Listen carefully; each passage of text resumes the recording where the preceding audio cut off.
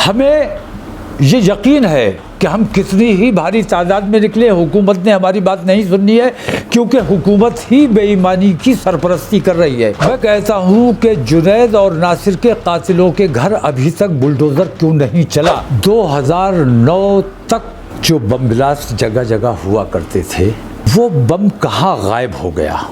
मैं हिंदू समाज से एक सवाल ये करना चाहता हूँ कि उस बम को ढूंढो कि वो कहाँ चला गया। अगर वो बम मुसलमान मारता था तो मुसलमान आज वो बम क्यों नहीं चला रहा है। विश्व हिंदू परिषद हो या बजरंग दल जैसे संगठन हो, इन संगठनों ने मुल्क का माहौल ख़राब किया हुआ है। और हिंदू राष्ट्र की जो लोग बात करते हैं, हुकूमत से ये मांग करता हूँ कि उनके ख़िलाफ़ देशद्रोह का मुकदमा कायम किया जाना चाहिए। हिंदू समाज को खुश करना वो हुकूमत इख्तियार कर रही है, और उसका नुकसान ये हो रहा है कि जैसे कॉमन सिविल कोड की बात है, पहले भी इन लोगों ने ये फितना खड़ा किया था। मेरा मानना यह है कि कॉमन सिविल कोड मुसलमानों के लिए इतनी परेशान कुन बात नहीं है, बल्कि इससे ज़्यादा परेशान कुन हिंदू समाज के दूसरे तबक़ात के लिए ज़्यादा फ़िक्र की बात है। क्योंकि मुस्लिम पर्सनल लॉ जो है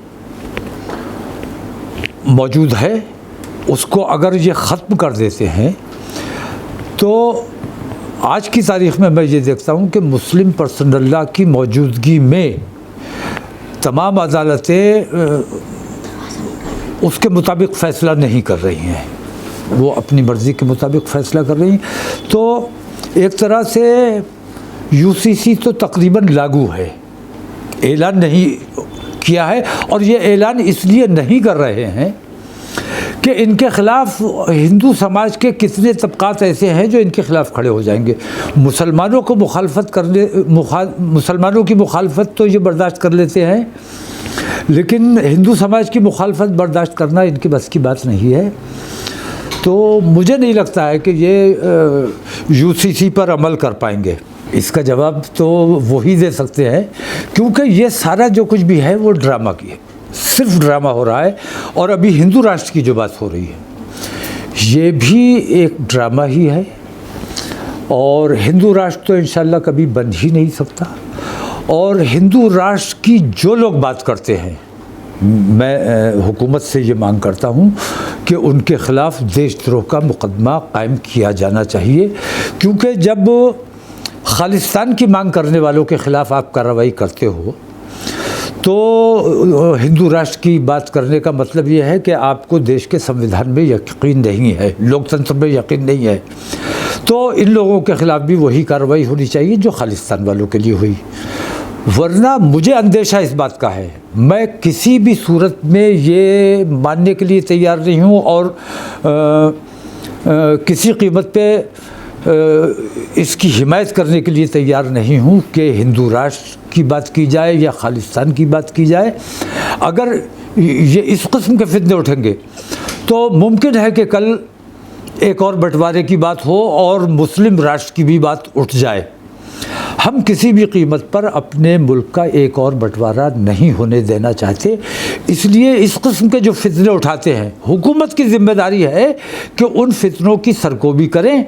और अगर नहीं करते हैं तो इसका मतलब यह है कि उनको देश की एकता और अखंडता पर यकीन नहीं है। हम इसके लिए ऐसे तमाम मसाइल के लिए जो देश के मसले हैं, मुसलमानों के मसाइल के लिए मैं दिल्ली कूच की जो मैंने बात की है, लोगों को ऐसा लगता है कि मैं मुस्लिम मसाइल के लिए जा रहा हूँ, असल में मैं देश के मसाइल के लिए जा रहा हूँ, देश के एकता और अखंडता के लिए, संविधान की हिफाजत के लिए और लोकतंत्र की हिफाजत के लिए।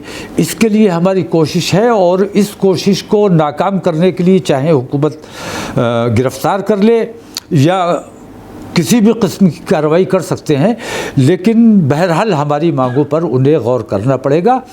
और ये अगर इन चीज़ों पर तवज्जो नहीं देते हैं तो एक आंदोलन जो अंग्रेज़ों के ख़िलाफ़ चलाया गया था और हिंदू और मुसलमान तमाम लोगों ने चलाया था, लोकतंत्र में यकीन रखने वाले तमाम हिंदू और मुसलमान मिल के इंशाअल्लाह इन फ़िरका परस्तों के ख़िलाफ़ आज़ादी का एक और आंदोलन इंशाल्लाह शुरू किया जाएगा। उनको ऐसा लगता है कि कॉमन सिविल कोड का जो है ये शोशा है। दूसरी बात ये है कि वो मुखालफत के लिए इसलिए आगे नहीं आते कि मुसलमान फ़ौरन रिएक्शन देता है। तो अब मुसलमानों की जद्दोजहद के वो इंतज़ार में बैठे हैं कि मुसलमान को लड़ाई लड़नी है, वो लड़ेगा। अगर मुसलमान नहीं लड़ पाता है तो वो लोग साथ आएंगे।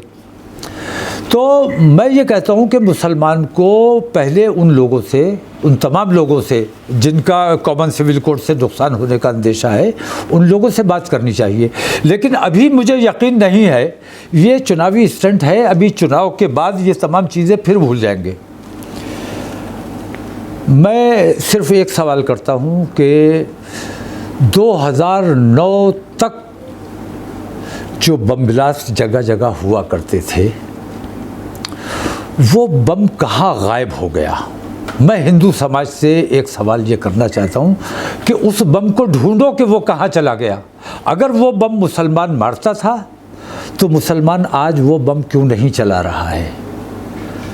कहीं ना कहीं आपको बहकाया गया है, हिंदू समाज को बहकाया गया है। और जो असली देश प्रेमी है उनके ख़िलाफ़ आपके दिलों में नफ़रत पैदा की गई है।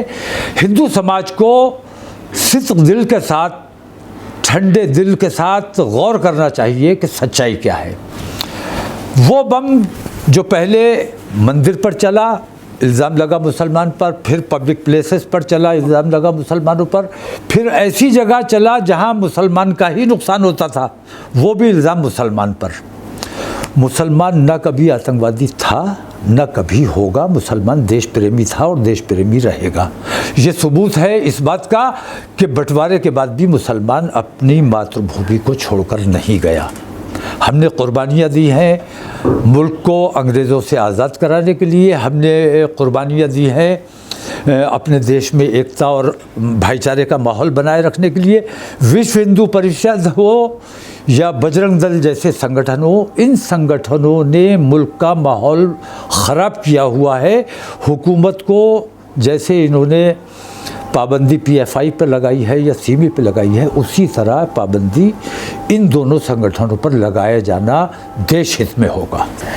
यूनिफॉर्म सिविल कोड नाफिज कर सकते हैं, उनके हाथ में ताकत है और किसी भी किस्म की बेईमानी करने से उन्हें कोई नहीं रोक सकता।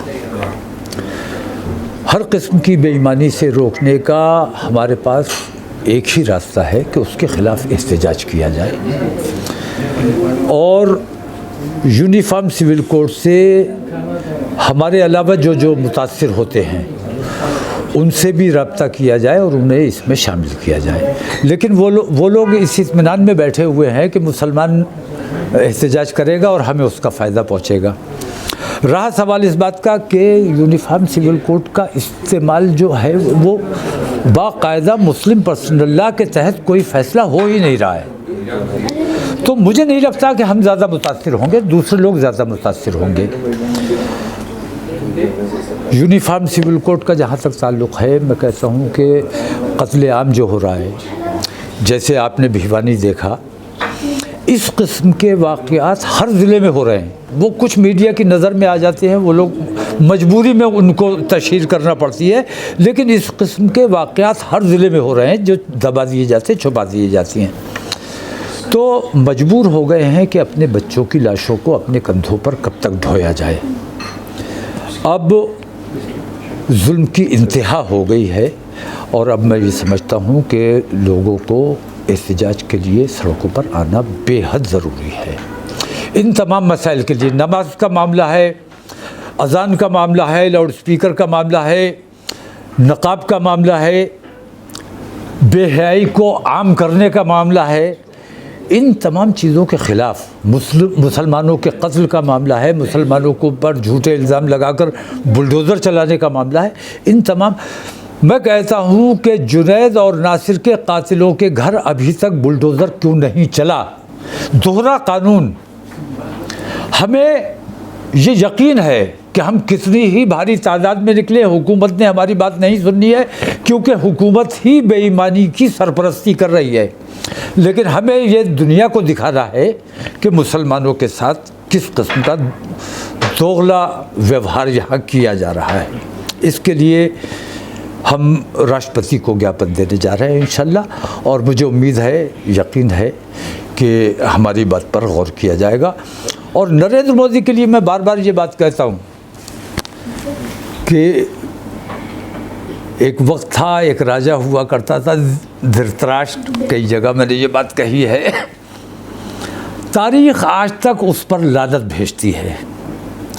वो तो अंधा था, आप अंधे नहीं हो, आप सब कुछ देख रहे हो, सब कुछ समझ रहे हो और इंसाफ नहीं कर रहे हो, और सबका साथ और सबका विकास जैसा झूठ बोल रहे हो।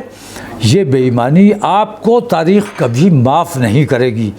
अगर तारीख़ में आपको अच्छे लफ्ज़ों में याद किया जाए, अगर आपके दिल में कहीं ये ख्वाहिश हो, तो आज से आपको इंसाफ का रास्ता इख्तियार करना चाहिए।